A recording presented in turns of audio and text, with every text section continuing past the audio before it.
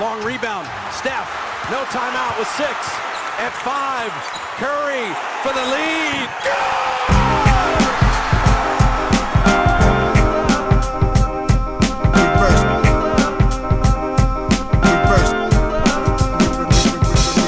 The game's a game. The game's a game. The game's a game. The game's a game. Always, always, always. Salut à toutes et à tous, on est ravis de vous retrouver pour un nouvel épisode du podcast de l'équipe Rivers Basket Session. Comme vous le savez, il y avait le All-Star Game le week-end dernier. Vous avez dû pouvoir suivre les activités, que ce soit si vous avez regardé les matchs ou les débriefs qu'on a pu faire sur Basket Session. Week-end du All-Star Game oblige, il y a forcément une trêve, donc un petit peu moins d'actualité. On a décidé d'en profiter avec Shai et Antoine pour parler du grand mot qui mine la NBA et qui anime beaucoup les observateurs, notamment sur ce début de saison, c'est bien entendu le tanking. Alors il y a le côté un peu marronnier, tous les ans on en reparle, mais c'est vrai que cette année, j'ai l'impression qu'on en avait rarement entendu parler, peut-être autant depuis l'époque, je crois qu'il fallait remonter peut-être à l'époque du process de Philadelphie pour que ça revienne autant dans des articles, dans des avis de podcasts, etc. Et à l'occasion du All-Star Game, Adam Silver, le commissionneur de la NBA, a été interrogé sur le tanking, sur le fait qu'effectivement c'était assez problématique de voir qu'avant même la mi-saison, il y a des équipes qui faisaient exprès de perdre des matchs de manière assez grossière au point que les amendes sont tombées, notamment au sujet c'est les Pacers si je ne me trompe pas, et du Jazz. Bref, il était mis un petit peu sous le feu des projecteurs, mais chose un petit peu nouvelle, c'est qu'il a laissé entendre que la NBA était peut-être cette fois-ci en train de réfléchir franchement à la manière de changer carrément le système d'incorporation des nouveaux joueurs, donc la draft, la manière dont ça fonctionnerait pour que ces joueurs arrivent en NBA. Et ça, c'est la première fois, j'ai l'impression, que la NBA laisse entendre qu'ils seraient prêts à faire des changements de fond. Première question, Shai, Antoine, qu'est-ce que vous avez retenu de ce qu'Adam Silver a pu dire ou laisser entendre ? Moi, je m'attendais pas à ce qu'il parle de carrément annuler le concept de draft, et je n'y crois pas trop, à vrai dire. Je pense pas qu'ils sont prêts à revenir. Enfin, c'est quand même une ligue assez conservatrice. Le système de draft, l'annuler totalement ça me semblerait fou. Enfin, les implications, la manière de recruter les joueurs, ça me paraît fou. Par contre, que ce soit un peu un coup de pression en disant là, attention, on va vraiment s'emparer du sujet, comme ils l'ont fait par le passé, hein, avec la réduction des pourcentages des équipes qui tankent et tout ça. Je pense qu'ils ont envie de faire quelque chose parce qu'ils ont conscience que ça fait beaucoup parler. Je pense pas, par contre, là, que le coup de la draft, enfin, Antoine, tu vas C'est pas ce qu'il a dit, hein. Il n'a pas parlé de ça. D'accord, hein, il n'a pas parlé de ça, hein, parce que je voyais que ça traînait un peu autour, cette histoire de draft. En tout cas, ouais, et ce que ça m'inspire, c'est que tout le monde en parle tellement que c'est logique qu'il se passe quelque chose. Et je pense que les équipes, tu demandais Théo, depuis combien de temps on n'avait pas vu ça? Je pense qu'il y a aussi des équipes qui se disent, mince, l'année de Wembanyama, on n'a pas tanké, par exemple. Cette année, on nous annonce quand même une cuvée très, très, très, très solide. Ce serait quand même dommage de ne pas tanker. Donc, il y a beaucoup d'équipes qui tankent, et donc, ça fait beaucoup parler. Je pense que c'est aussi pour ça que le sujet revient beaucoup. Ça revenait moins c'est l'année de la draft de Zachary Zaché et d'Alex Sarr, pour citer nos Français. Là, je pense que c'est aussi dû à ça. Oui, c'est clair que c'est un indicateur. Il y a le nombre d'équipes, ça montre qu'il y a une cuvée spéciale. Après, ça tankait déjà, hein, même à l'époque Bien de sûr. Rizaché, ça tanque tout le temps en fait. C'est un truc qui est... Maintenant, c'est peut-être la manière de faire qui attire le regard de la ligue et la période à laquelle ça commence. Et c'est d'où tout un peu le principe là, Adam Silver de ces déclats, c'est que on se retrouve à 3 mois de la fin de la saison régulière, il y a déjà un tiers des équipes de la ligue qui sont plus en train de jouer pour autre chose qu'un choix de draft mieux placé. On parle même pas forcément de haut placé, mais juste de mieux placé. Et je pense que ça s'est intensifié aussi avec les échanges de pics, contrairement à une époque. C'est que maintenant, il y a des protections, donc il y a des enjeux liés aux protections de pics, donc il y a des enjeux qui vont bien au-delà de la première place ou du deuxième choix ou du troisième choix. Il peut y avoir des enjeux sur la 7e position, la 8e position, la 9e position. Donc on tanque un peu pour tout et pour rien. Et ce que je retiens des déclats d'Adam Silver, c'est... il n'a pas mentionné directement le fait de supprimer la draft, mais il a dit que toutes les options seraient sur la table. Donc, ça, quelque part, ça revient aussi à l'englober. Et ce qu'on voit, ce que je retiens du coup, c'est on a un nouveau sujet qui arrive un nouveau dossier qui arrive sur la table à traiter pour Adam Silver, et c'est le tanking. Et on sait que c'est un homme qui n'a pas peur finalement de casser les codes, de casser les traditions, de faire des réformes. Et s'il exige qu'aujourd'hui le tanking c'est un produit problématique pour la NBA, et ça l'est, eh ben il est prêt à s'y attaquer, quoi. C'est ce que je retiens. Ouais, parce que ce problème de tanking est bien entendu lié au système même de draft, qui est toujours aussi étonnant, je trouve, pour nous de l'extérieur, aux États-Unis, qui est quand même enfin, le pays de l'ultralibéralisme, s'il en faut, où c'est le plus fort survit, etc. Et là, tu as ce système qui finalement récompense les plus faibles. Et j'utilise le terme récompense dans le cadre de la NBA, parce que c'est vraiment ça, quand même, l'impression que ça donne. Et depuis toujours, je trouve que ça pose problème, cette idée de se dire, bah, finalement, on va récompenser. Parce qu'il y a deux types de situations. Il y a, imaginons une équipe qui, pour une raison totalement indépendante de sa volonté, elle a fait les meilleurs efforts possibles. 2 de ses stars se sont flingués pour longtemps, voire une saison ou plus. Tu dis, bon, bah voilà, c'est pas de bol. Ils vont pouvoir récupérer un choix de haut draft. C'est bien, ça permet de garder la fanbase, de la garder impliquée. Ça permet quand même de ne pas annuler tout le travail qui a été fait, etc. Ça, je pourrais le comprendre. Typiquement les Pacers cette année, par exemple. Exactement. Pas tout à fait, selon moi, au passage. Mais bref, ouais. Vas-y, Théo, vas-y, on t'a coupé dans ton élan. Ouais. Moi, on peut y revenir. Moi, je suis d'accord avec Shai. Je trouve que les Pacers, c'est vraiment un excellent exemple. Donc ça, je pourrais le comprendre. Mais c'est vrai que depuis longtemps, j'ai du mal à comprendre pourquoi on récompense des équipes qui sont fondamentalement mal gérées, qui s'organisent mal, qui travaillent mal, parce que parfois, non seulement elles identifient pas les bons prospects, mais derrière, parfois, elles n'arrivent pas à les faire, elles ne les développent pas correctement. Et là, dans ce cas-là, je me dis, mais en fait, tu pénalises toute la ligue, en fait, par ton mauvais travail, en fait. Pourquoi est-ce qu'on continuerait à t'envoyer des hauts choix de draft? L'un des exemples les plus récents auxquels je me réfère souvent, c'est celui des Cavs avant que LeBron James ne fasse son retour, où ils ont eu ils ont tapé dans le top 5 encore et encore et encore, sans que tu aies l'impression qu'ils aient même développé vraiment leurs joueurs, ou sans vraiment que tu aies eu l'impression qu'ils essayaient de développer soit les joueurs, soit l'équipe autour pour progresser. Ce système-là, je le trouve vraiment assez incompréhensible. Finalement, je comprends pas pourquoi on resterait dans ce cadre-là. Et c'est vrai, Antoine, tu as raison de le souligner, c'est pas que Adam Silver a de lui-même dit oui, on pense à éliminer la draft, mais il avait bien conscience, en disant que tout était sur la table et qu'il était prêt à explorer toutes les options, que forcément, bah, ça en fait partie quelque part. Après, il y a un truc, c'est que ça part du constat, selon lui, parce que c'est pas, si tu veux, le principe de les plus faibles doivent être aidés, il n'est pas contre cette idée, si tu l'écoutes.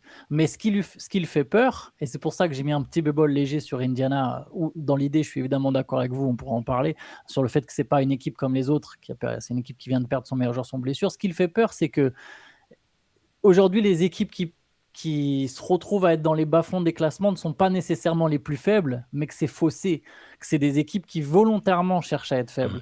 Et c'est ça qui le gêne là-dedans, et d'où l'idée peut-être de réformer la draft. Mais dans l'esprit, essayer d'équilibrer le championnat via la draft n'est pas quelque chose que la NBA veut nécessairement supprimer.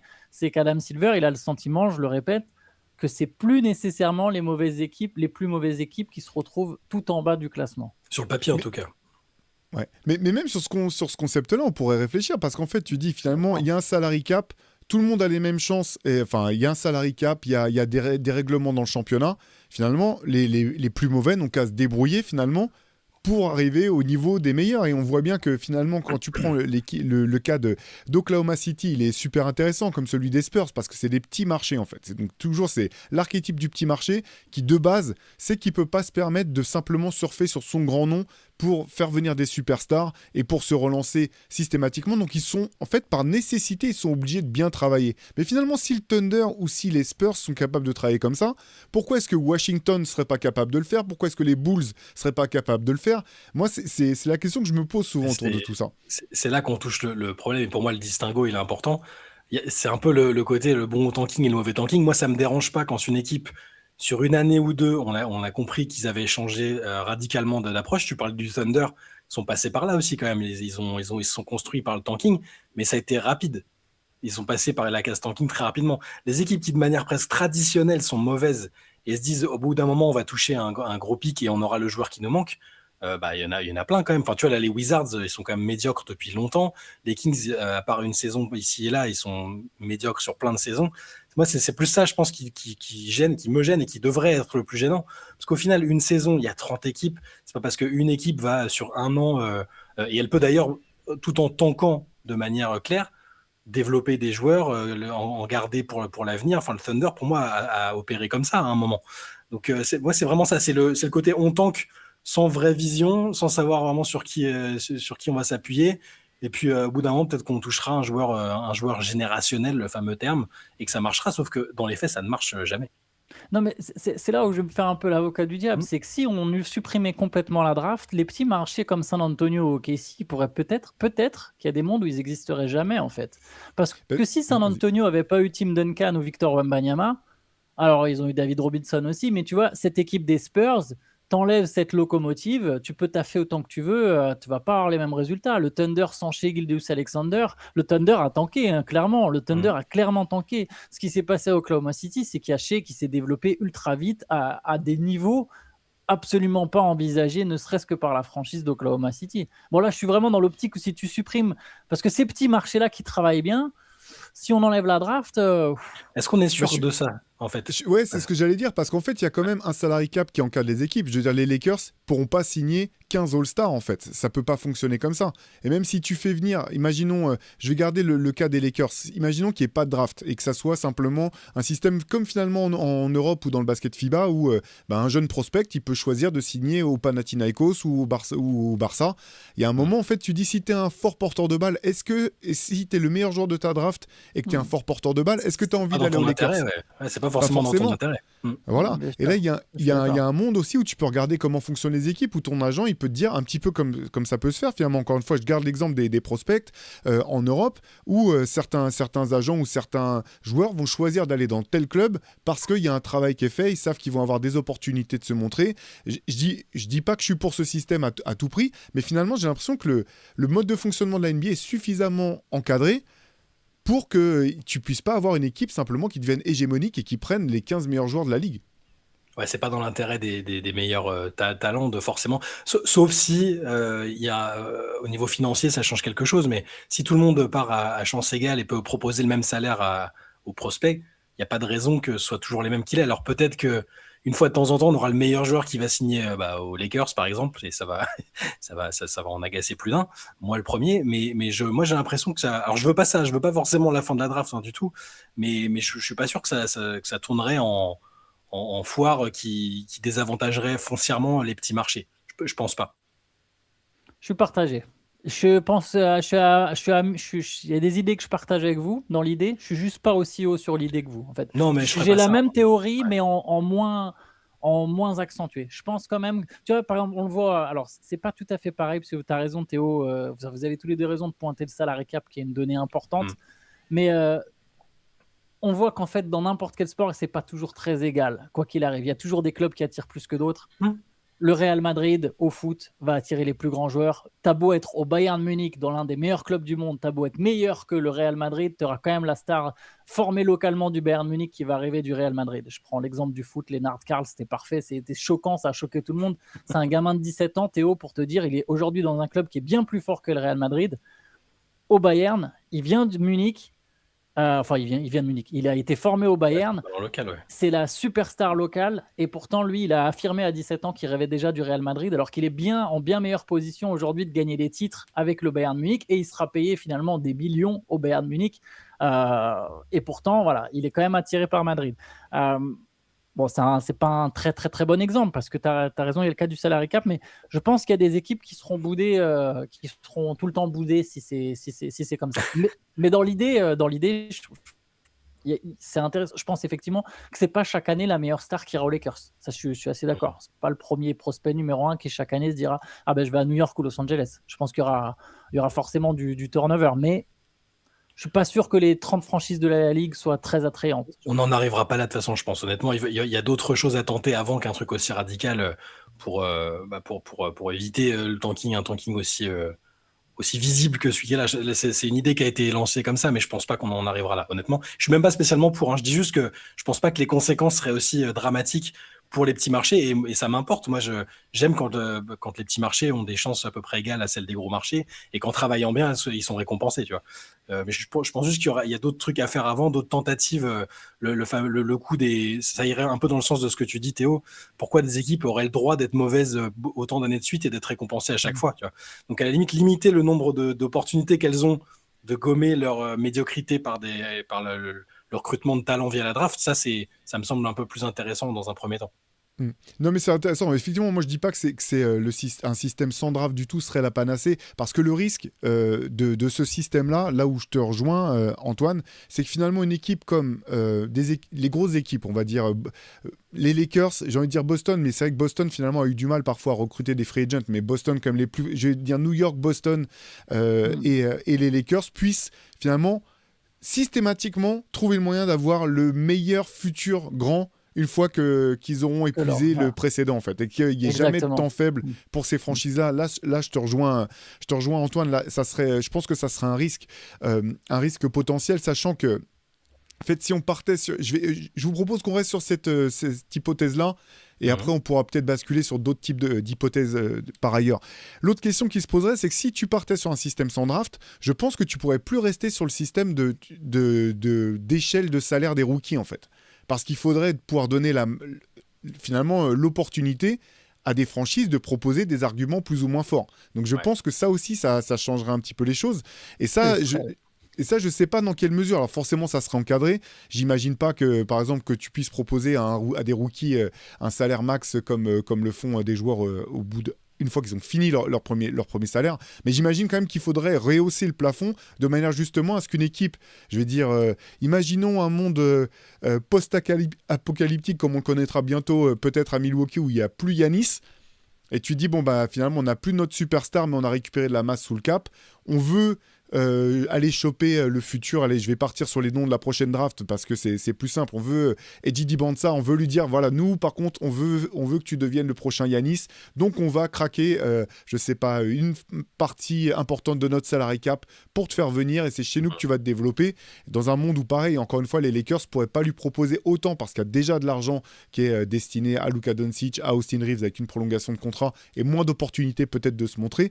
Je pense il faudrait qu'il y ait ce type de système pour pouvoir, justement, pour que ces petites équipes, entre guillemets, ou ces équipes qui sont moins bien dotées à l'instant T, puissent se montrer, intéressantes pour ces prospects. Parce que c'est vrai que le piège, c'est qu'aux Lakers, si tu es juste sur le salaire, tu peux dire, ouais, mais ok, les Lakers vont te donner moins d'argent. Par contre, tu vas les signer avec tel sponsor, parce que tu es à Los Angeles ou parce que tu es à New York. Et au bout du compte, tu vas t'y retrouver sur la totalité de ce que tu vas engranger. Moi, ce qui me fait peur, c'est que, pareil, tu peux te demander, est-ce que du coup, t'en signes que un par free agency? Parce que ça revient à une free agency, en fait. Il y a de la free agency directe. On supprime d'ailleurs même les histoires de free agent protégés, non protégés. Là, il faut que tu sois tout le monde est non protégé. Quand tu arrives en NBA, tu signes ton premier contrat. Est-ce que tu peux en signer plusieurs d'un coup? Parce que du coup, par exemple, une équipe comme les Lakers, un jour, elle peut faire bingo, elle peut signer les trois plus premiers prospects de la draft parce qu'elle est dans la... Moi, je pense pareil que toi. Tu vois que les Lakers, les Knicks, ils auraient plus jamais de temps faible, grosso modo. Dès qu'une star devient trop vieille, hop, ils peuvent remplacer sans aucun problème. Il y aurait ça. Est-ce que tu peux en signer plusieurs?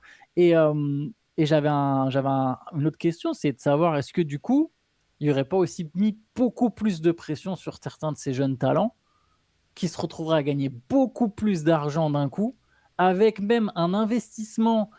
Tu vois, quand en fait, on pense rarement au salaire des rookies parce qu'on se dit que c'est le contrat rookie. Mais là, ta franchise, elle investit, comme tu as dit, une partie du cap sur toi. Donc, tu peux être sujet via tes supporters, via ton organisation, à tout plein de choses pour des gamins qui, a priori, ont 18 ans, quoi, et ne sont pas du tout armés. On perdrait, je pense que dans le lot, il y a certains talents qui exploseraient en route juste à cause de ça, du contrat signé. Mais là-dessus, tu vois, je suis quand même partagé parce qu'en attendant, c'est les franchises qui gardent l'argent. Tu vois, je veux dire, on prend l'exemple des Mavs, en fait. Leur cote a jamais été aussi basse parce qu'ils ont dégagé Luka Doncic et que toute leur fanbase est dégoûtée. Derrière, ils ont la chance de pouvoir prendre Cooper Flag. Non seulement ça leur sauve la face d'un point de vue sportif et en termes d'image, mais derrière, tu dis, bah oui, en plus, ils vont pouvoir continuer à vendre des maillots Cooper Flag. Tu vois, ils vont pouvoir continuer peut-être à vendre du merch, pas parce que la franchise a bien joué, mais parce qu'elle a pu choper un joueur comme Cooper Flag. Donc c'est tout. Moi, c'est parce qu'en fait, à la base même du principe de la draft, je trouve ça toujours quand même assez compliqué de te dire, bah t'es un jeune professionnel. Tu rentres sur le marché du travail, mais tu n'as pas l'opportunité de choisir ta boîte. C'est comme si tu n'as pas l'opportunité. On dit, bah non, toi, tu vas bosser pour IBM et c'est tout. Tu n'as pas le choix d'aller démarcher une autre franchise dont tu apprécies plus la culture de l'entreprise. J'en sais rien, l'image, c'est moins loin de chez toi. Ce que tu veux, en fait. Donc ça, déjà, c'est quand même problématique. Et là, sur le salaire, je te rejoins, Antoine. Bien sûr qu'il y aurait des il pourrait y avoir des dérives et des joueurs qui exploseraient, mais au bout du compte, c'est un peu compliqué de te dire, bah non, au nom de ça, on va pas vous donner l'argent maintenant, même si c'est vous qui générez l'argent de fait. C'est vrai. Ouais, mais c'est marrant parce que ce coup de. Là aussi, c'est culturel. Là, tu parlais du fait qu'on choisisse pas leur boîte. C'est vrai que pour plein de gens avec lesquels je discute et qui suivent pas forcément beaucoup le basket, bon, déjà le concept de draft, c'est un peu lunaire. Et le fait qu'ils puissent pas choisir là où ils vont, ou qu'ils puissent même. Bon, après, le système de trade aussi. Hein, ah bon, tu peux être échangé comme ça. Mais culturellement, les Américains et les sportifs américains, ils sont biberonnés à ça. Ils savent que ça va arriver, en fait. Donc ça, c'est plus trop un souci, je pense. Mais et je repensais aussi au fait à ce que tu soulevais, Antoine, sur le combien de joueurs ils pourraient signer. Est-ce que ça changerait le nombre de joueurs qui entreraient en NBA chaque année? Est-ce que ça changerait la nature? Ça changerait la nature même du marché, en fait. Donc, même si tu as une expansion, voilà, pour le coup, ce serait cool qu'il y ait une expansion s'il y a ce système-là, parce que ça laisserait plus de place pour des joueurs. Moi, je me pose cette question-là aussi. Je pense que ça ferait trop de changements d'un coup si tu fais, allez, il n'y a plus de draft, on revoit toute l'échelle des salaires, toute la structure salariale de la NBA. Je les imagine pas faire ça. C'est intéressant d'imaginer ce monde-là, mais je pense pas que, même si Adam Silver n'est pas forcément frileux sur des changements et sur des réformes, ça me paraît beaucoup d'un coup. En plus, c'est un moment qui est devenu culte, qui est traditionnel, qui est un moment qui vend. Faut pas oublier que la NBA, c'est un business. Et c'est une soirée qui fait vendre. C'est une soirée énormément suivie. Donc, moi non plus, je pense pas qu'ils vont supprimer la draft. Mais c'est vrai que je repensais à un autre truc que tu disais, Antoine, où il pourrait y avoir des années où ils prennent les 3 meilleurs talents, par exemple. Comme le font certaines facs, en fait, parfois, tu avais des années où Duke va prendre Kentucky aussi, ouais. Barrett, Zion et Cam Reddish. Et Cam Reddish, dont j'avais oublié le nom.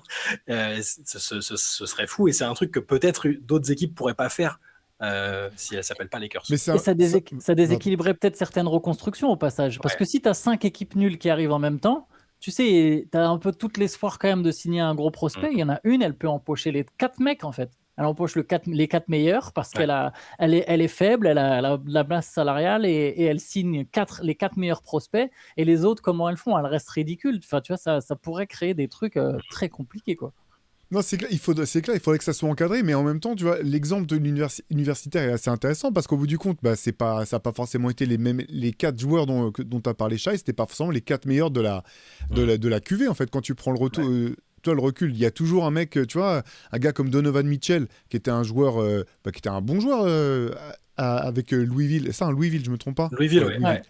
Qui était un bon joueur. Finalement, lui aussi, il est passé un petit peu sous les radars. Où il peut aussi avoir un joueur qui dit, non, mais justement, il y a 3 joueurs qui partent là-bas. Moi, je veux pas. Si je pars dans cette équipe en plus, je vais être noyé dans la masse. Et moi, je veux aller à un endroit où je vais être tout de suite l'une des 2 premières options. Je veux pas avoir le risque d'être 3e ou 4e option. Ouais. Je pense qu'il y a tout un tas de questions qui rentrent en ligne de compte par rapport à tout ça. Il y a un truc qui me fait peur aussi, c'est le bien travailler. J'ai l'impression que c'est quand même vachement une perception liée des fois à des résultats. Parce que tu vois, pour les Hornets, on se met seulement à dire qu'ils travaillent bien maintenant, alors qu'en réalité, le front office, il a changé, et ceux qui suivent la franchise vraiment au quotidien te disent que ça fait déjà 2 ans, en fait, que ça se passe très bien. Et pourtant, nous, je suis sûr que 2 ans en arrière, tu nous écoutes, je suis sûr qu'on se moquait des Hornets, tout comme on a pu se moquer des Wizards. Tu vois, il y a des équipes, donc bien travailler, aussi, il faut qu'à un moment, tu aies le personnel qui montre, qui résulte du fruit de ton travail. Et si je reviens dans mon exemple où tu es une équipe faible, tu as un effectif faible, tu n'arrives pas à en tirer le meilleur, donc tu gagnes 25 matchs, tu n'en gagnes pas 15, tu en gagnes 25 avec des joueurs très limités, mais tu es un tout petit marché qui n'attire pas. Et chaque été, tu as une franchise qui prend les 2-3 meilleurs prospects. À un moment, si tu te retrouves à signer, par exemple, le 10e joueur théorique, 10e joueur théorique de la draft, sauf énorme coup de chance, tu vas quand même vachement avoir de mal à te relever et à donner cette impression que tu travailles bien. Tu vois, ou en tout cas que ça soit complètement validé, que tu travailles bien, à regarder cette franchise bosse bien. Oui, tu vas sans doute développer des joueurs. Si tu te débrouilles mieux que les autres, tu vas quand même réussir à montrer des choses. Mais bien travailler, c'est aussi souvent une question de perception liée aux résultats, je trouve, ou à l'évolution des résultats. J'ai l'impression qu'on arriverait quand même à voir ceux qui travaillent bien, pour reprendre l'expression, parce que c'est pas que des bons choix à la draft aussi, tu vois, tu as le choix du coach qui va réussir à développer sur plusieurs années, des trades malins, des signatures. Tu vois, pour Charlotte, il y a un truc ou deux qui changent par rapport à la période où on se moquait d'eux.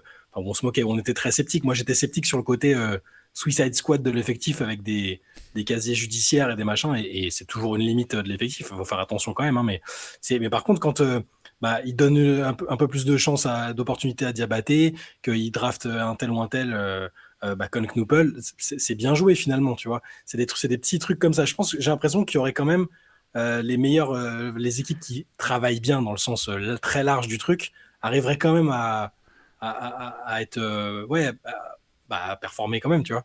Ce que je veux dire, c'est qu'il y a un décalage entre la perception, pardon Théo, je fais très court, entre la perception, genre c'est que maintenant là apparemment qu'on dit que les Hornets bossent bien, alors que 2 ans en arrière, on voit déjà des mecs te dire ah c'est vraiment bien ce qui se passe avec le nouveau front office des Hornets, tu vois. Et c'est que maintenant, il y a quand même un décalage. Alors peut-être que ça finirait effectivement par arriver, mais Non, mais t'as raison, de toute façon, il y a forcément un décalage, tu peux pas le savoir dans l'instant, en fait. Il faut quand même que, tu vois, si tu développes des joueurs, il faut qu'ils aient le temps de se développer pour que tu te rendes compte qu'ils sont bien développés. Ça peut pas être à l'instant ouais, mais T. si t'as pas le Con Knuppel, si t'as pas le Con Knuppel ou le Brandon Miller qui te fait vraiment passer un cap, tu vois, le développement de Moussa Diabaté et de James Bouknight, je suis pas sûr qu'on le voit autant en fait à un moment. Si ton James équipe elle reste, Bouknight. elle plafonne toujours entre 15 et 30 victoires, je suis pas sûr que les gens aient vraiment l'impression que tu travailles bien. Et il faut pas oublier que si on parle de la perception de ce que les prospects auront, de ce que les agents auront, donc des joueurs de 18 ans qui se renseignent essentiellement sur les réseaux sociaux ou qui écoutent les gros shows télévisés, ils vont quand même suivre les trends. Et s'il n'y a pas tout le monde qui a capté que cette équipe qui gagne 17 matchs par an, elle travaille bien, bah, ces gars-là, ils vont pas se dire ah, cette équipe bosse bien. Je comprends. force un peu le trait, mais je pense que ça peut être un risque, tu vois. Je comprends oui, je vois ce que tu veux dire, mais tu vois, 2 ans, ça me semble pas si long, en fait, comme processus pour montrer que t'as. Tu sais, Oui. si c'est 2 ans, moi je repense à Brooklyn avant que KD et Kyrie y aillent, alors qu'ils avaient aucun asset, ils pouvaient pas aller à la draft, ils ont vraiment dû se reconstruire, se redévelopper par leur bon travail, et on le voyait ce qui se passait avec Kenny Atkinson, l'état d'esprit, comment ils avaient quand même changé un petit peu les choses. J'ai l'impression, C'est vrai. parce qu'en fait, ça enlèverait cette excuse de dire non, mais de toute façon, on tank. Tu vois, on est mauvais, mais c'est parce qu'on tank, en fait, qu'on développe pas nos joueurs ou qu'on a des mauvais résultats. Là, finalement, tu n'aurais plus du tout cette excuse-là, parce qu'on pourrait dire non, mais en fait, il faut qu'on avance. Il faut qu'on avance et que ça se voit. C'est ce que tu disais un petit peu, Antoine. Il y aura aussi cette urgence j'imagine, dans la manière dont ça sera orchestré. Après, bon, voilà. Quoi qu'il en soit, je vous rejoins. Je pense pas que la NBA partirait sur une solution aussi radicale que celle-ci d'abolir complètement la draft, d'autant qu'elle n'existe pas uniquement, dans le basket américain. Enfin, il n'y a pas qu'en NBA qu'elle existe. Elle existe aussi dans les autres sports majeurs, en tout cas au football américain et au baseball. Donc, je pense que ça serait une rupture quand même culturelle trop forte pour la Ligue nord-américaine. Dans les autres options ou de ce que vous avez pu entendre autour d'une réforme, plutôt une réforme de la draft ou une réforme plutôt qu'une abolition, est-ce qu'il y a, vous, des choses ou des idées qui vous ont plu ou qui vous ont fait vous dire que ça pourrait fonctionner ? Il y a plusieurs trucs, hein. Après, est-ce qu'il y a celles qui nous plaisent le plus ou celles qui ont le plus de chances d'aboutir, tu vois, parce que celles qui ont le plus de chance et je l'aimerais plutôt bien, je pense, c'est celle que j'ai évoquée et je sais je crois qu'elle te plaît plutôt, Théo, sur le fait d'empêcher des équipes de gagner d'avoir le jackpot plusieurs années de suite, enfin trop d'années consécutives, et de récompenser la médiocrité durable, tu vois. Ça, donc, alors je sais pas sur combien d'années, tu vois, enlever la possibilité à une équipe d'être 3 fois de suite dans le top 4 ou top 5, tu vois, même si elle est médiocre, ça, je pense que c'est pas mal, tu vois, par exemple. Ouais, moi en fait, du coup, je me permets d'enchaîner, Shai, sur ce que tu disais. Effectivement, moi j'aurais été pour une loterie complètement aléatoire. Donc, peu importe si c'est OKC qui chope le premier choix cette année, bah, c'est comme ça, ils ont chopé le premier choix. Et derrière, effectivement, qu'il y ait un système de protection où si tu as drafté dans les 3 ou 4 premiers choix, un truc comme ça, bah, tu puisses plus redrafter aussi haut pendant un certain nombre d'années, de manière à ce qu'il y ait quand même cet aspect de régulation et que OKC puisse pas drafter 3 fois de suite le numéro 1 de la draft. Parce que l'autre argument que j'aurais du moins, c'est que encore une fois, avec le salary cap, tu sais que tu pourras pas garder tes joueurs tout le temps. Donc, tu pourras pas te compiler une équipe uniquement par la draft en ayant tapé très très haut. Et on sait aussi, malheureusement, que la nature même du basket a changé dans sa manière dont il est joué. Donc, il y a aussi les blessures, en fait. Tu sais que les joueurs vont pouvoir jouer plus longtemps dans la durée que c'était le cas dans les années 70, 80, 90. Mais par contre, qui vont être, je pense, plus souvent promptes à pas pouvoir faire des saisons complètes, soit parce qu'il y a du load management, soit parce qu'il y a des blessures récurrentes importantes qui arrivent. Donc j'ai l'impression que ça se régulerait, les choses se réguleraient par elles-mêmes. Mais du coup, on est d'accord que c'est vraiment une double. T'es à la fois pour le hasard, c'est pas juste l'un ou l'autre. Moi, ça serait les deux, ouais. Ça Ouais, serait les deux en le même hasard temps. Ouais. complet, mais avec une Ouais. régulation, voilà. C'est un, Parce que un anarchiste, Théo. non, mais c'est intéressant parce que je pense que si tu mets que la deuxième proposition, celle de une fois que tu as pioché une fois dans les 3 premiers, tu peux pas piocher pendant 3 ans, je pense que justement, il y aurait certaines années encore plus de tanking. Par exemple, tu arrives dans une classe comme 2026, tout le monde tank, quoi. Parce que tu dis, c'est le moment où il faut que je pioche absolument dans les 3 premiers et pas après. Tu vois, alors qu'une une année où tu sais que la QV est un peu moins faible. Donc les deux mis ensemble, là, c'est différent. Là. Je vois ce que tu veux dire. Ouais, parce que t'aurais pas, il y aurait vraiment aucun intérêt à tanker. Et en fait, tu sais pas quand ça va tomber sur. Tu sais pas quand la C'est le chance va hasard s'ouvrir pur, de ton quoi. côté. Ouais. Ouais. Ouais, c'est juste hasard pur. Chacun a... En plus, ça n'empêcherait pas, dans l'hypothèse où une équipe est déjà super chargée, type OKC, ils pourraient aussi échanger le pick s'ils ont envie de l'échanger en soi. Oui. C'est pas une Oui, obligation de récupérer toujours le meilleur joueur. Donc, Non, bien sûr. pareil, je serais pas contre dans l'absolu, mais j'y crois pas. Tu vois, j'évoquais ce qui me semble plausible et ce que j'aimerais.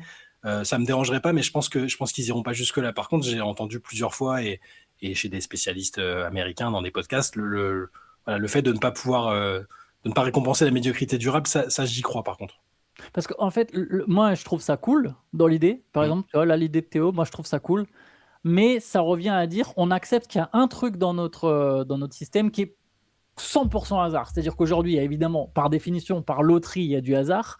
Mais c'est pas complètement hasard. C'est qu'on derrière cette loterie, on a un but. Ouais. Rééquilibrer les forces en présence en NBA, en principe, ou en tout cas, donner un coup de pouce aux équipes les plus défavorisées. Et là, tu perds, tu élimines ce truc-là. Donc, c'est pour ça que, comme toi, Shai, je pense que c'est pas ça qui sera retenu. Par contre, moi, l'idée en soi, l'idée de Théo, je la trouve intéressante. Ce qui me fait peur avec, si tu pondères, truc qui va peut-être être fait un jour, c'est, tiens, on va pondérer sur les 5 dernières années, et c'est les plus forts parmi les mauvais des 5 dernières années qui pourront piocher haut. Mais ça, ce que ça veut dire, c'est que si sur les 4 années précédentes, tu étais super au sommet et que tu viens de perdre ta star qui part à la retraite ou qui vient de se blesser, tu rebondis beaucoup plus vite que d'autres équipes qui ont été faibles pendant longtemps parce qu'ils n'ont pas trouvé ce joueur qui te fait passer un cap, parce qu'ils n'ont pas bien bossé, etc., etc. De toute façon, je pense qu'il n'y aura aucun système parfait, mais moi j'aime bien l'idée. Chacun a le même pourcentage de loterie. Mais c'est vraiment, on accepte le 100% hasard, quoi.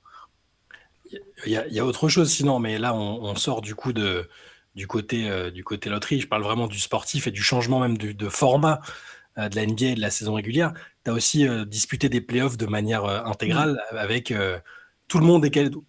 Tu peux limiter, tu n'es pas obligé d'envoyer les 30, mais il y en a qui sont... Non, avec ceux qui ne sont pas qualifiés en playoff. C'est avec ceux qui ne sont pas qualifiés en playoff, par exemple, souvent que je vois.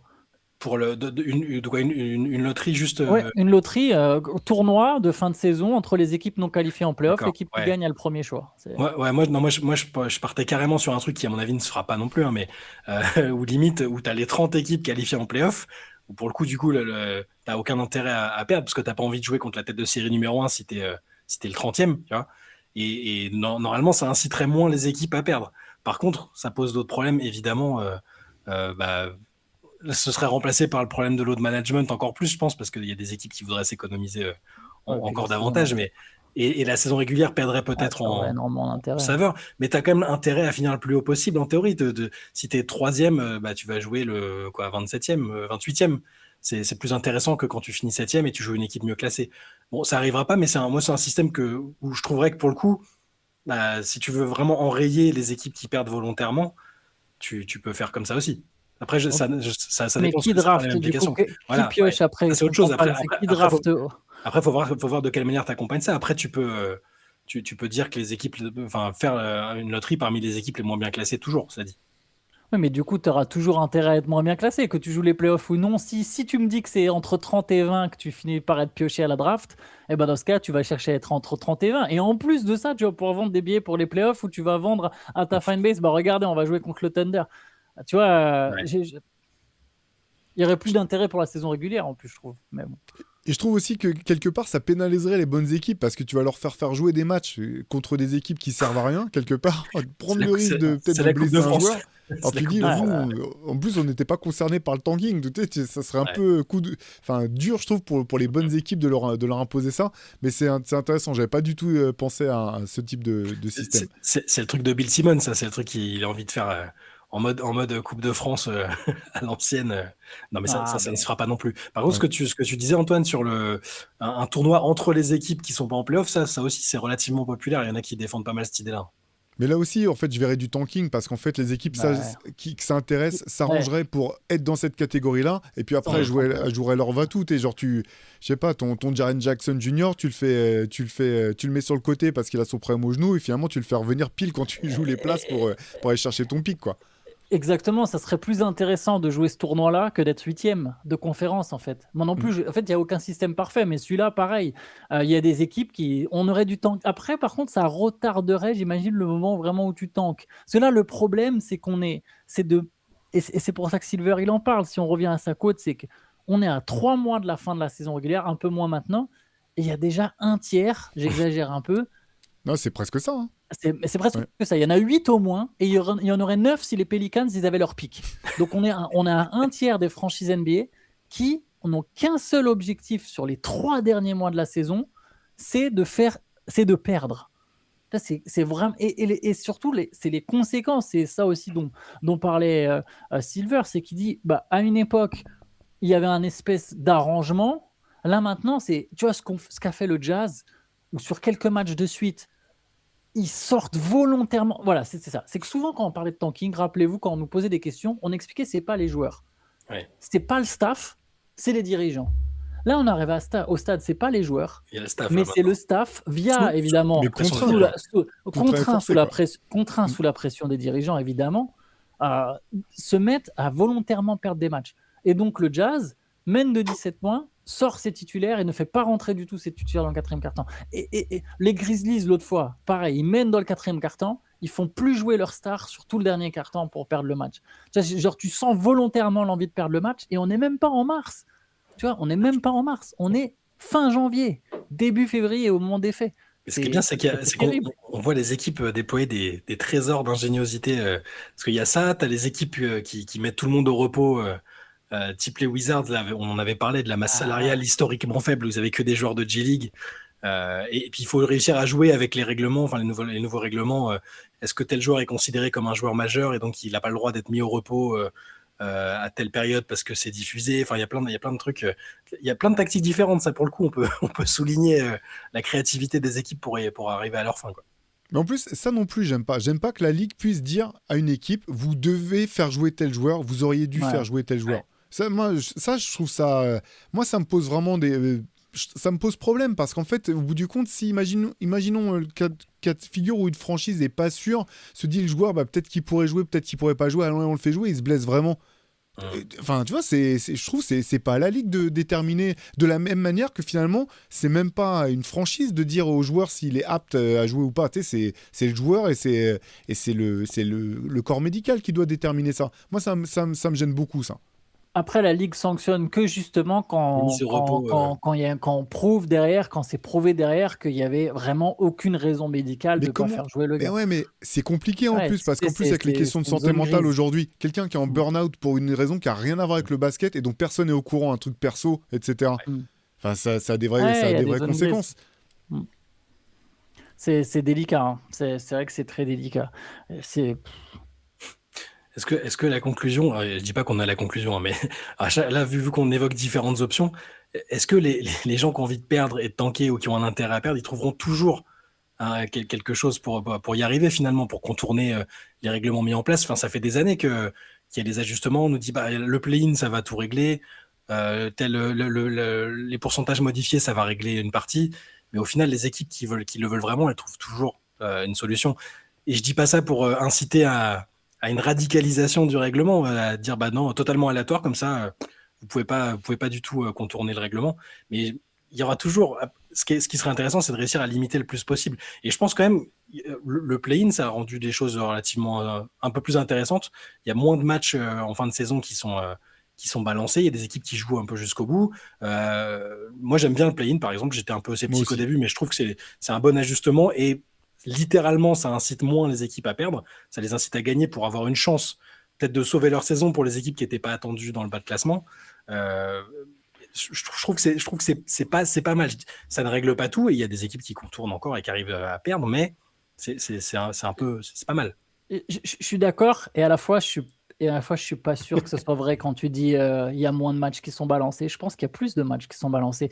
À l'Est, il y a même à un moment des équipes qui se retrouvent dans le play-in par défaut et de façon qui savent au pire je suis au play-in, mais si je le gagne pas, je vais être quand même dans la loterie. Tu vois, les Bulls, les Bucks, ils visent pas vraiment le play-in. Tu vois, même les Hornets. Alors là maintenant, on sait qu'ils ont accéléré, mais c'était pas nécessairement complètement l'objectif de début de saison. Et tu dis il y a moins de matchs qui sont balancés. Bah non, je pense qu'il y en a plus en fait. Encore une fois, je reviens sur le même truc. On est fin janvier. Enfin, là, maintenant, on est en février, mais on était fin janvier. Il y a des équipes qui balançaient déjà des matchs, malgré la présence du play-in. Donc, c'est... Bon, ça s'est accéléré cette année, quand même. Mais jusque-là, je trouvais que c'était moins visible que cette année, quand même. Après, je sais pas. Franchement, je sais pas. J'ai l'impression que ça fait un moment maintenant que les 2 derniers mois de la saison, là, c'est passé aux 3, mais que les 2 derniers mois de la saison, ils servent à rien. On a des line-up qui ont aucun sens.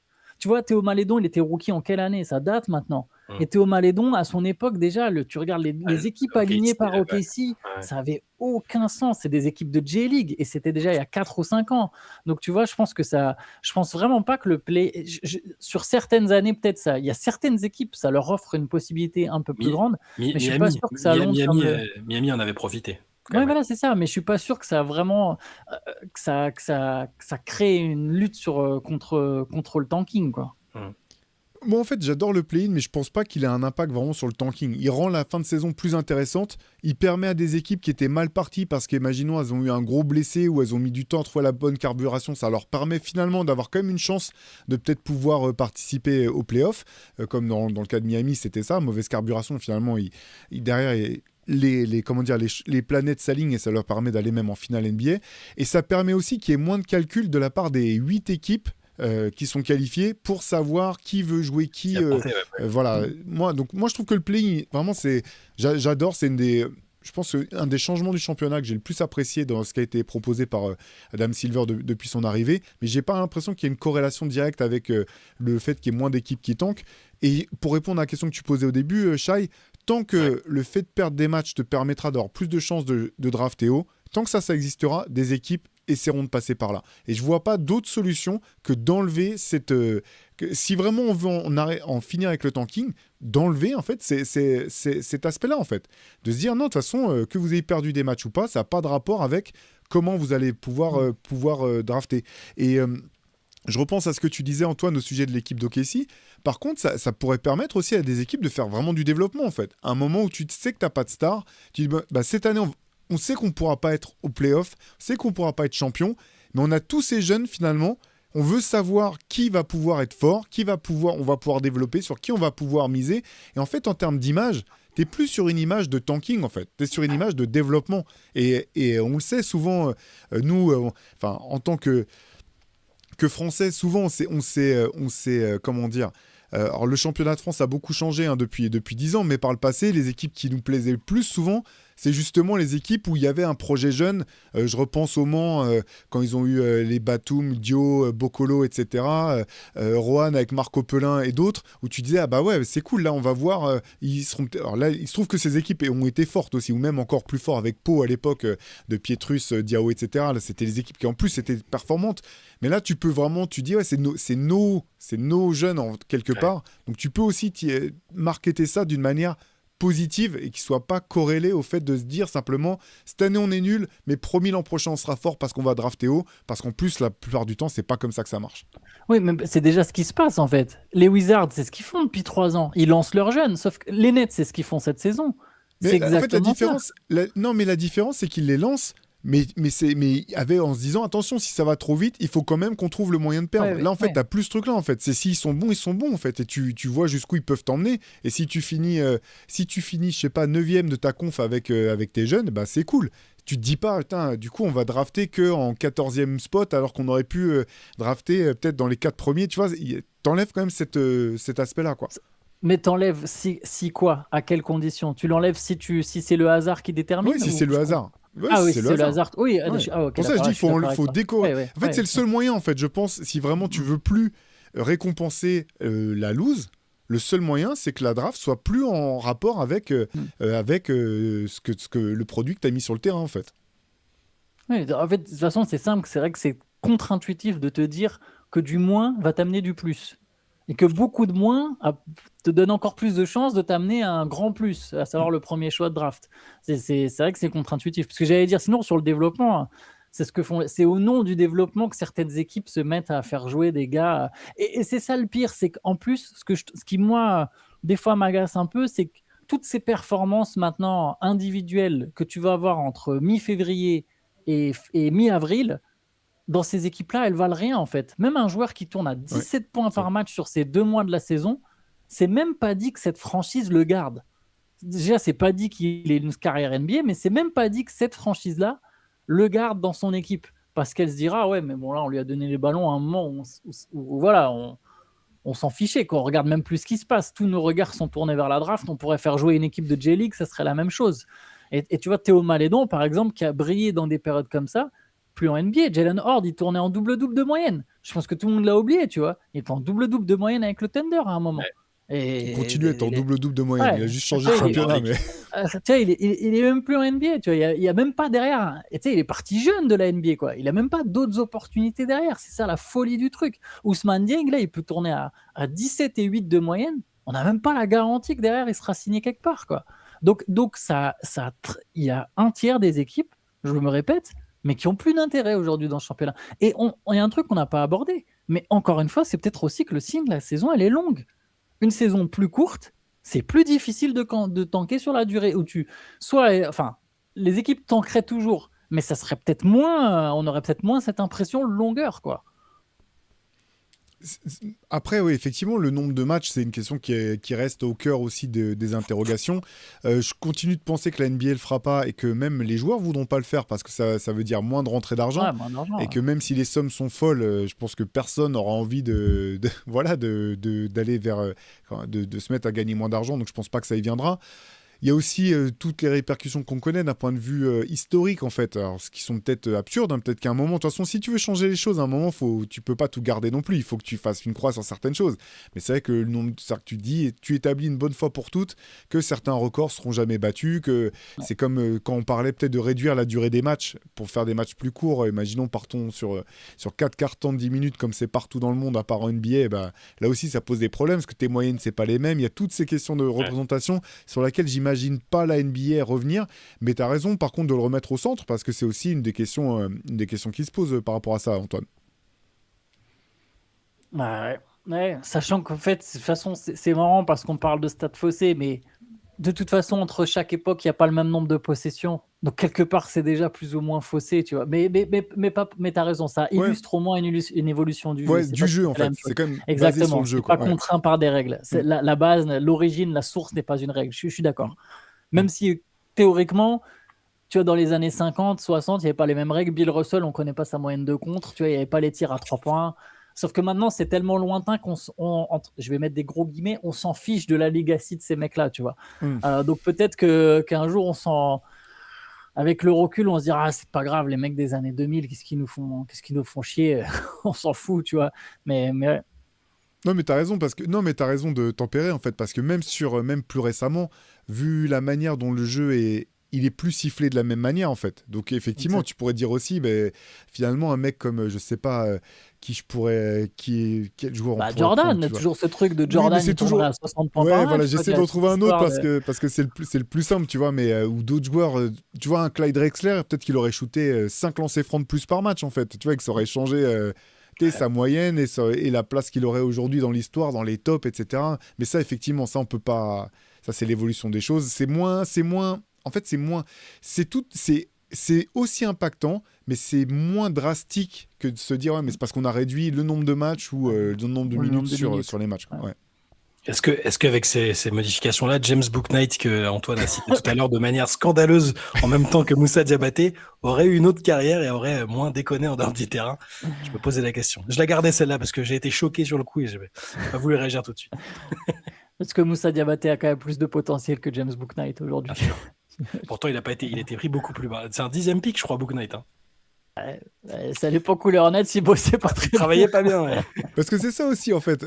Pour revenir à cette histoire de draft, c'est pas parce que si t'as le premier choix, la plupart du temps, quand même, sauf sur non, j'allais dire, là, si, c'est assez rare que tu te sois complètement planté avec le premier pick.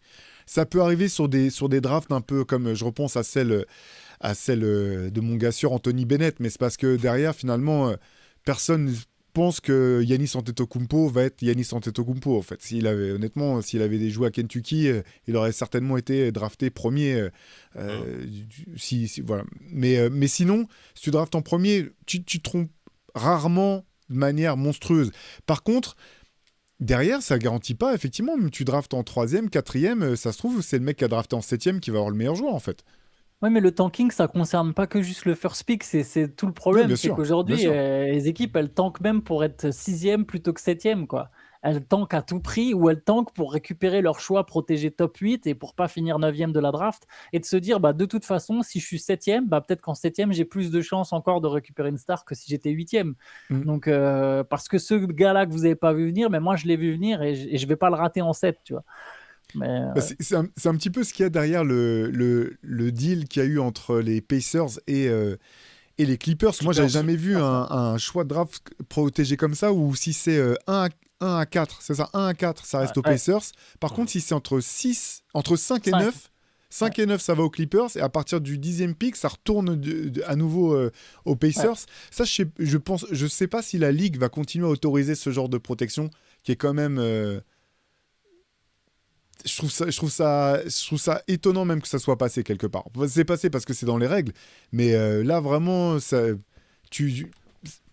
pose problème, je trouve. C'est pour ça que j'avais mis le léger petit bémol sur Indiana. C'est-à-dire qu'Indiana, bien sûr, ils sont dans cette position uniquement parce que Tyrese Haliburton s'est blessé. Et ils ont continué d'ailleurs à faire jouer pendant un moment leurs joueurs tout en étant juste mauvais.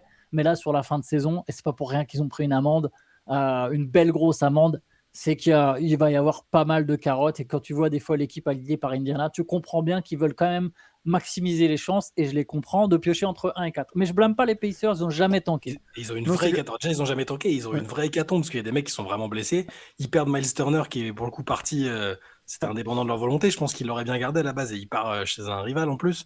Et il y a une vraie hécatombe de blessés, de mecs qui sont en fin de saison carrément. C'est pas juste load management ou autre. Donc eux, c'est un cas un peu particulier. Et tu le disais, ils ont jamais tanké. Historiquement, ils sont toujours battus contre ça. Carlisle, le premier. Ouais, et c'est vraiment parce qu'Haliburton s'est blessé que finalement ils en sont Ouais, venus là. bah Sinon, ils auraient jamais joué cette carte-là. Non, ce qui est intéressant, c'est pour le coup, ce qui est intéressant, c'est Boston en fait c'est un petit peu une question différente parce que ça en est plus sur la draft. Pardon, mais j'étais sur les aspects tanking parce qu'en fait, ils ont vraiment la manière dont ils ont dégraissé leur masse salariale en se séparant d'énormément de joueurs, tout en étant très forts. C'est là où tu te dis, alors je dis pas hein, que l'équipe était nulle, hein, l'équipe qui restait de Boston tenait la route, mais il y a quand même des équipes qui travaillent mieux que d'autres, quoi. Je suis désolé en fait, et c'est vrai que c'est bizarre, je trouve, dans cet univers ultra compétitif où limite il y en a que pour le meilleur et les autres on s'en fout, de récompenser finalement la médiocrité, et parfois la médiocrité qui est même pas théorisé, qui est même pas orchestré de manière brillante, si je peux en venir là, comme Philly, finalement, le process, ça a fonctionné, ils ont pu drafter très haut. Derrière, ils ont pas été champions, mais ils ont pu aller chercher Joel Embiid, Ben Simmons, etc. Mais quand je vois les Pelicans, par exemple, je me dis, je sais pas où ça va. Pourquoi est-ce qu'on récompense? Alors là, ce sera pas le cas parce qu'ils ont trouvé le moyen en plus de pas pouvoir être récompensés par leur propre médiocrité, par un retournement de situation complètement fou. Mais pourquoi est-ce qu'on donnerait l'opportunité à des équipes qui font n'importe quoi d'aller choper peut-être les futurs grands en fait, même en termes de protection de ton produit pour la NBA? Tu dis, mais en fait, c'est pas bon en fait. Pourquoi est-ce qu'on ferait ça quoi? Ça, c'est intéressant, le truc de protection de ton produit. C'est que si t'es la NBA, t'as pas envie que ça... Genre Wembanyama, quand il se présente, tu veux pas qu'il se retrouve n'importe où. Ouais. Après, ça plaira aux théoriciens du complot, quoi. C'est, tiens, Wembanyama, français, il s'est retrouvé aux Spurs, Cooper Flag, il s'est retrouvé à Dallas. Tu vois, mais bon, après, moi, j'y crois pas. La première loterie, c'est 85. Patrick Ewing, il arrive à New York. Le coup de l'enveloppe. Il y a eu des années où il y a eu des pourcentages Orlando. assez chauds quand même. Tu veux qu'on parle d'Orlando un peu, Shai? Non, ça va, tout va bien. Non, mais même Derrick Rose à Mais Chicago. ouais, Derrick Rose Chicago, LeBron James Cleveland, c'était Ouais. quand même. On était sous les 3%, je crois. LeBron James Cleveland, je crois, c'est 1,7, je crois. C'est comme Cooper Flag, c'est un truc Il y a super bas. quelqu'un où c'était 0,9, je crois même. Il y a une histoire de. Les Cavs, ce qu'il faut dire sur les Cavs quand même, c'est que Kyrie Irving, il le chope via les Clippers, qui avaient une infime chance Ouais. de récupérer le first pick. Et dans leur malheur, cette infime chance, il se trouve qu'ils avaient donné leur pick. Et que c'est Kyrie Irving, que c'est comme ça que Kyrie Irving se retrouve à, à, à À Cleveland. Cleveland. C'est peut-être lui le 0,9, je me souviens plus. Derrick Rose est très très bas aussi. Derrick Ouais, Rose puis est il très atterrit, très il très atterrit bas. à Chicago. Et il arrive dans Ouais. sa ville à Chicago. Bon, il y a des trucs louches. Mais je reste sur cette idée de protection de produit parce que c'est un peu pareil. Tu pourrais argumenter et dire, regarde, les Spurs, pendant toute l'époque Duncan, finalement, ils ont été dans le quotidien de la NBA, ils ont tout le temps mis des équipes compétitives sur le terrain, ils ont participé au développement de la NBA à l'international par le fait d'avoir fait venir Tony Parker, Manu Ginobili, etc. Ils n'ont jamais drafté dans le top 15 avant je crois qu'il y avait simplement, quand ils font le trade pour Kawhi, C'est pas je leur crois que pick en Kawhi- plus. oui, c'est pas leur pick. Ils travaillent 15e et c'est pas leur pick. Mais sinon, Avec ils les avaient Pacers, aucun.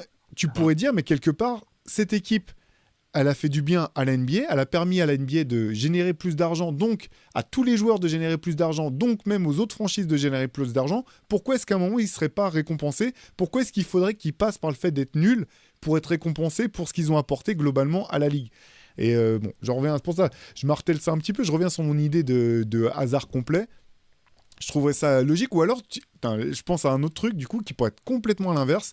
Tu dis, bah, tu vas récompenser les équipes qui ont été fortes. Tu dis, bah, tous les, je sais pas, t'imagines, tous les 7 ans, si t'as été premier de ta conférence, bah, t'as le droit d'aller, ou si t'as été champion NBA, t'as le droit d'aller choper dans le top 5.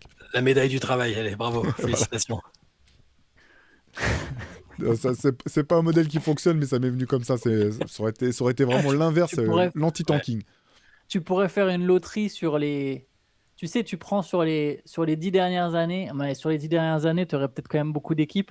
Mais sur les 10 dernières années, tu prends toutes les équipes qui ont été en finale de conférence, peu importe que ce soit 7, 8, 9, 4, peu importe. Et c'est parmi ces équipes-là que tu pioches les first pick, tu vois. Tu pourrais faire un truc comme ça. Et du coup, tu vois, les Hawks, par exemple, pourraient se retrouver dans la. Tu sais, t'as pas forcément eu besoin d'être très fort chaque saison. Tu vois, les Trailblazers ont fait une finale de conférence en 2019. Ok, il y a pas si longtemps, vous avez été bon à une époque. Je sais pas si c'est très bien comme truc, mais ça serait marrant. Il y aurait un petit truc qui me ferait rire, je pense. Ouais, en fait, ce qui est un peu bâtard quelque part, c'est que les équipes qui font des finales de conférence, elles étaient déjà bâties très souvent pour vouloir aller très loin.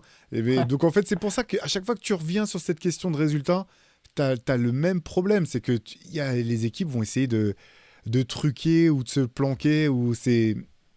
C'est pour ça que c'est un système qui reste très faillible.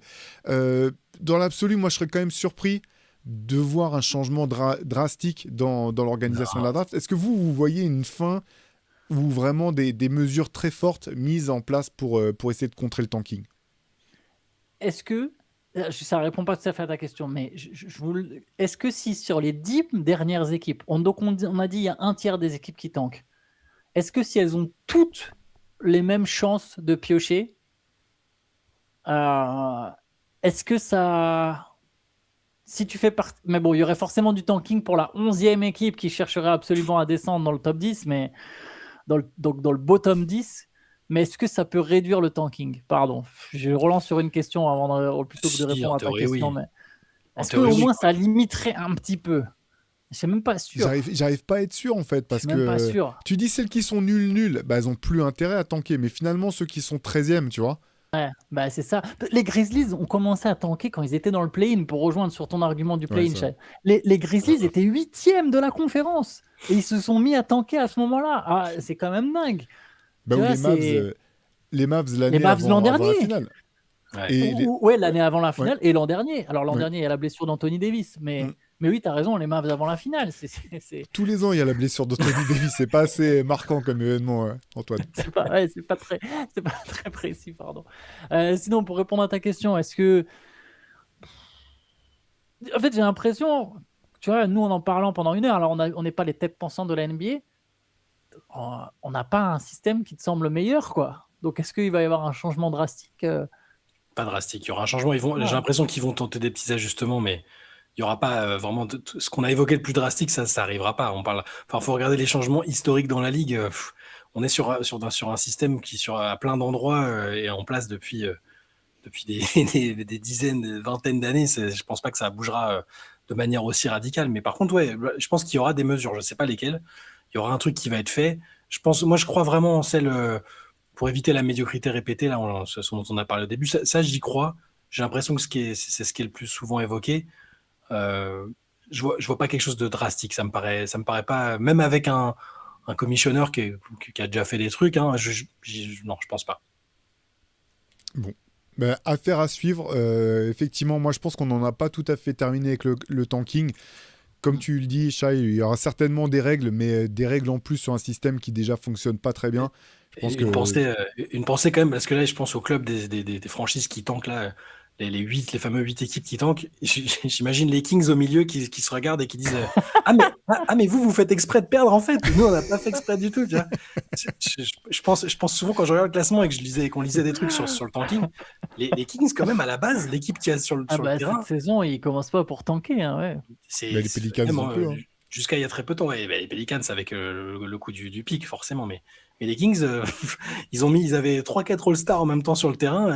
Bon, mais tu vois, ils tombent pas. Par contre, eux, comme les autres, Domantas Sabonis, on sait qu'on va plus le voir. Ouais. Quoi qu'il arrive, jusqu'à la fin de saison, il y a des mecs comme ça, tu sais que tu vas plus les voir, quoi.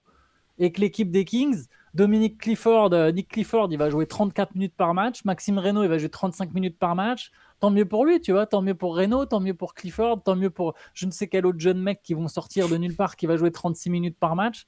Il va y avoir ils vont pas échapper au tanking. Par contre, tu as tout à fait raison. L'objectif de base, c'était pas ça, quoi.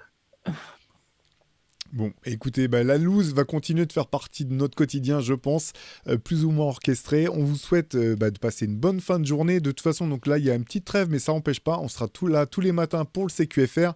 Le week-end dernier, si vous n'y avez pas prêté une oreille, on a fait un podcast, un Hoop Culture spécial Michael Jordan, parce que vous savez que c'est au mois de février que tombe son anniversaire, donc avec Pierre Armand, on est revenu sur Michael Jordan. Et samedi dernier, on a répondu à toutes vos questions. On se fera peut-être une autre salve bientôt. On vous tient au courant de tout ça. Profitez bien, passez une bonne journée et à très vite. Ciao. Ciao. Ciao.